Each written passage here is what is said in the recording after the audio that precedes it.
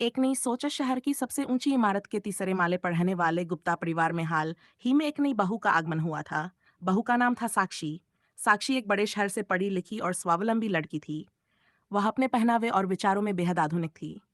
उसकी सोच थी कि इंसान को अपने मन की स्वतंत्रता मिलनी चाहिए और अपने तरीके से जीने का अधिकार रखता है।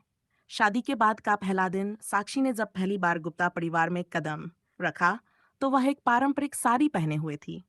घर के सभी सदस्य खुश थे कि उनकी बहू संस्कारी और घरेलू है। लेकिन जैसे जैसे दिन बीतते गए, साक्षी ने अपने सामान्य कपड़े पहनने शुरू कर दिए। वह कभी जीन्स टी शर्ट में होती तो कभी घुटनों तक की स्कर्ट में।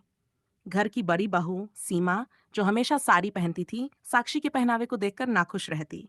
उसने अपनी सास यानी साक्षी की सास से कहा, मान जी, ये कैसी बहू आई है? इसे न तो संस्कार पता है और न ही हमारी परंपरा। छोटे कपड़े पहनकर मोहल्ले में हमारी इज्जत खराब कर रही है। सास ने भी ये बात नोट की थी, लेकिन उन्होंने कुछ नहीं कहा। साक्षी को लेकर घर में धीरे धीरे गहमा-गहमी बढ़ने लगी।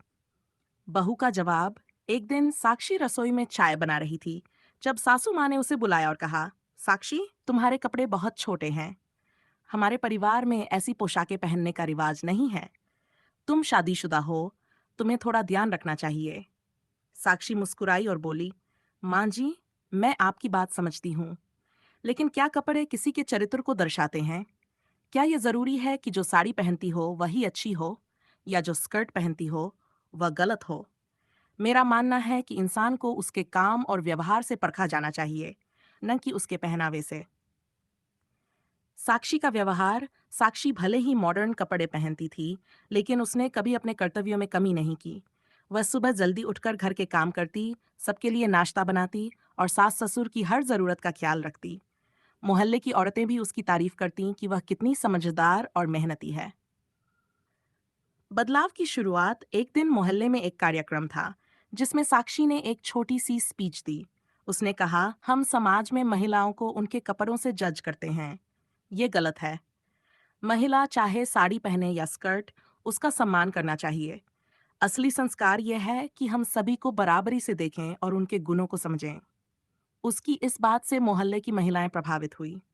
सास भी ये महसूस करने लगी कि साक्षी की सोच सही है। अंत में सबका मन बदल गया। धीरे धीरे घर के सभी सदस्यों ने साक्षी को उसके व्यक्तित्व के लिए स्वीकार कर लिया। उन्होंने समझा कि कपड़े केवल एक बाहरी रूप हैं, असली मूल्य तो विचार और व्यवहार में होता है। सास ने साक्षी से कहा, हम गलत थे, तुम्हारे विचार सही हैं। इंसान को उसके कपड़ों से नहीं, उसके दिल से जज करना चाहिए। इस तरह साक्षी ने अपनी सास और समाज की सोच को बदलने में कामयाबी पाई।